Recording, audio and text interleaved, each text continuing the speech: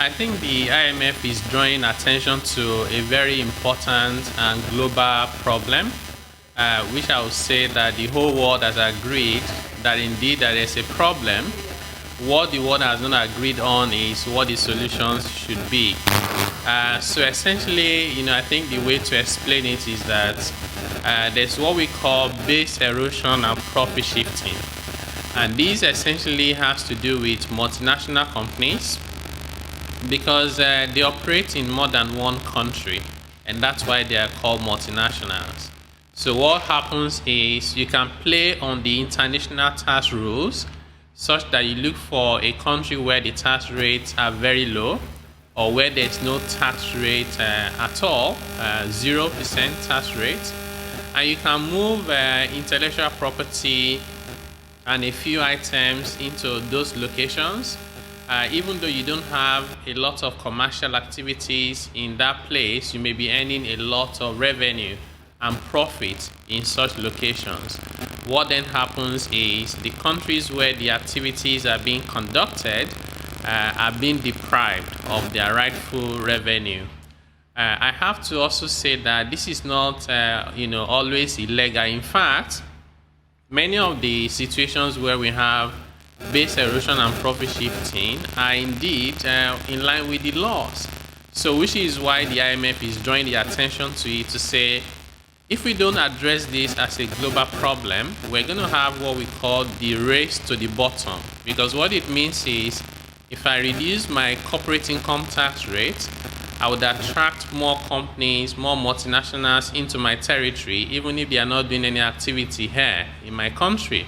So if every country is doing that, and they keep reducing their tax rate, we'll get to a point where many countries will be bankrupt because they no longer can raise tax revenue to fund their economies. So the solution is not a solution that one country can find because it's a global problem and it requires global consensus. Well, is this similar, Taiwo, may I cut in respectfully, is this similar to what the Biden administration is talking about, that the IMF is also talking about and warning about? Yes. So for a long time, the world has been trying to find the solution, but like I said, there was no agreement. And one of the major countries that refused to agree was actually the United States, with Donald Trump at the time not ready to listen to the rest of the world. It created a lot of uncertainties. So what we call the inclusive framework was introduced in 2016. And the idea was that, can we get the multinational companies to pay a global minimum tax? In other words, let's say a multinational is doing a lot of business in Nigeria, but the Nigerian government has decided to say your tax rate will be 10%, for example.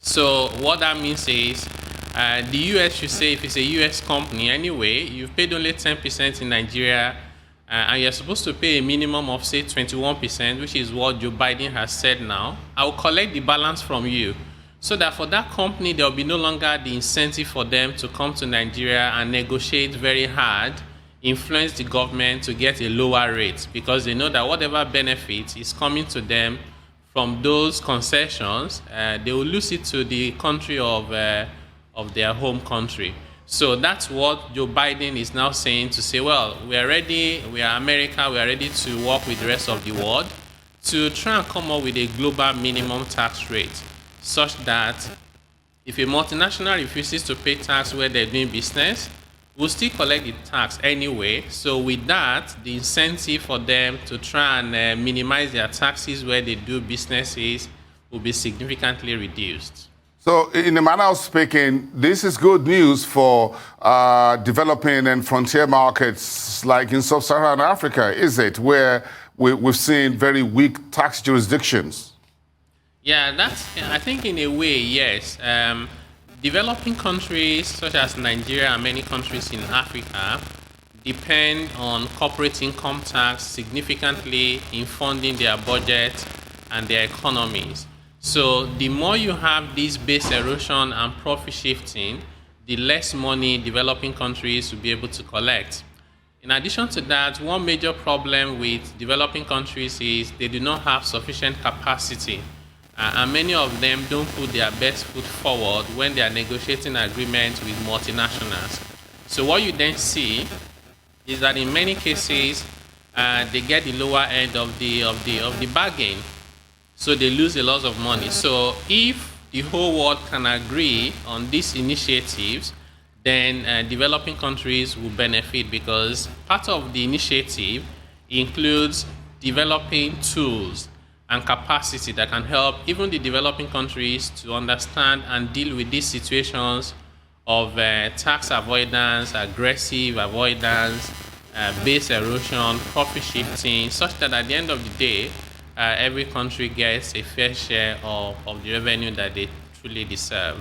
Important question. How will the multinationals and the global companies respond to this global corporate tax? Yeah, I think the multinationals don't have a lot of say in all of this, unfortunately.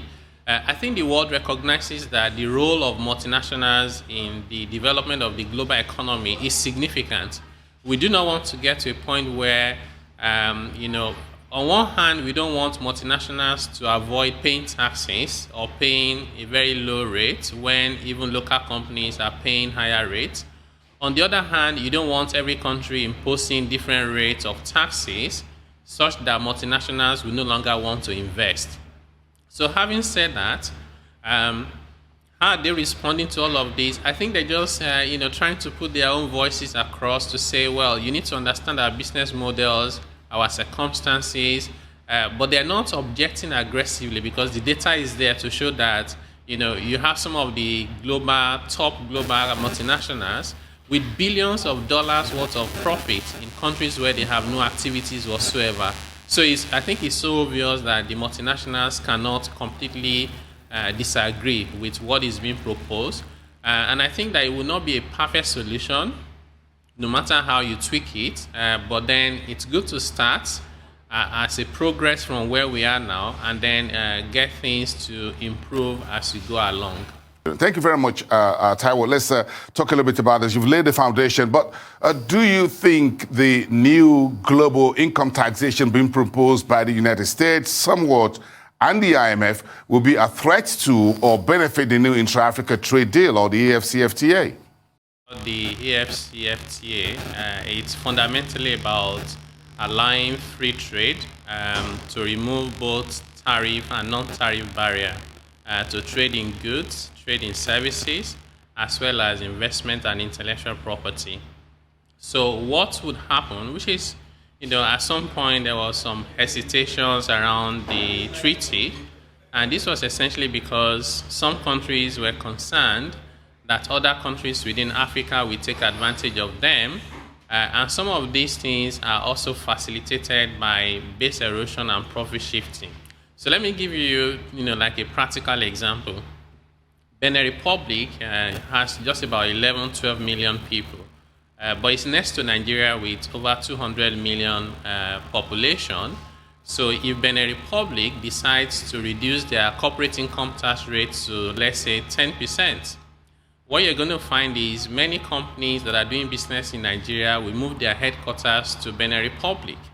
They'll produce there, they'll have their top people there, but the market where they're selling to is still in Nigeria, because under the AfCFTA, they can easily move their goods and services to Nigeria. So what's going to happen is the taxes that Nigeria was meant to collect would have been shifted to Benin Republic.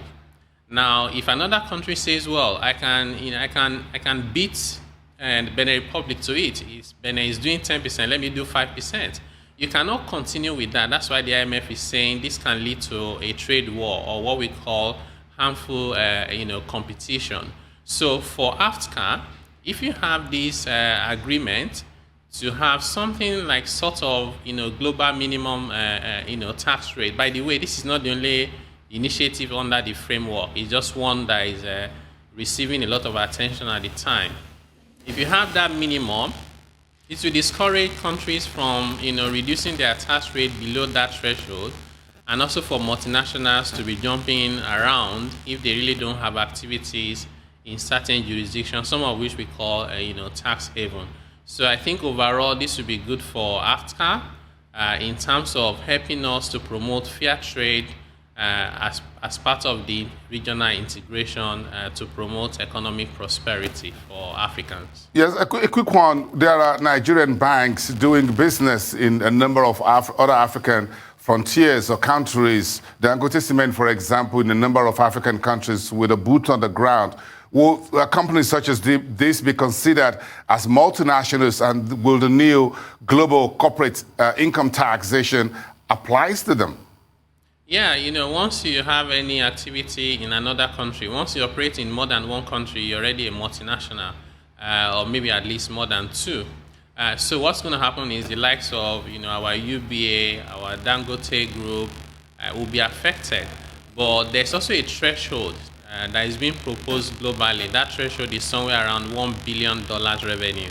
So it is not every, company that is involved in multinational, activities that will be impacted, because it may be a small company, particularly in this day of technology. You may find a small company, with maybe 1 or 2 employees on their, on their laptop. They have customers in many countries and they have agents. So you don't want to overburden those small companies and businesses with the, the stress and the burden of this initiative. So, but of course, for very large companies with significant turnover, they will be impacted. But it does not mean that they'll have to pay more taxes, because, by the way, many of the countries in Africa have very high tax rates. So introducing a minimum tax, the US is proposing 21%. So in Nigeria, our tax rate is 30%. Benin Republic, Ghana, South Africa, most of these countries, Kenya, have between 25 and 30%. So it really would not affect multinationals that are headquartered in Nigeria. Okay, so for Nigeria, for example, will it help the government collect more taxes from the multinationals, in particular in the oil and gas hydrocarbon industry, or perhaps telecommunications? Yeah, I think it depends on, where we land eventually. So, many years back, Nigeria was over generous with our tax incentives and tax regime, such that in the upstream oil sector, if you bought an asset, imagine buying an asset, government technically pays you the money back, because they call it investment tax credit. You recover the entire amount used in buying the assets from your taxes due to the government. So these reforms have been done now, and the incentives are no longer as generous.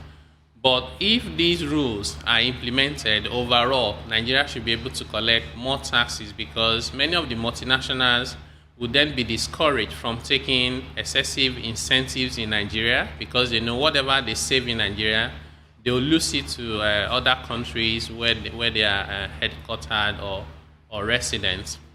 So, but I think beyond relying on this framework for us to raise revenue, Nigeria just needs to try and look inwards. Actually, I think we're even losing more in terms of tax revenue to companies operating within Nigeria, not just multinationals. In fact, overall, multinationals, based on statistics in Nigeria, are more compliant relatively than other companies operating in the country.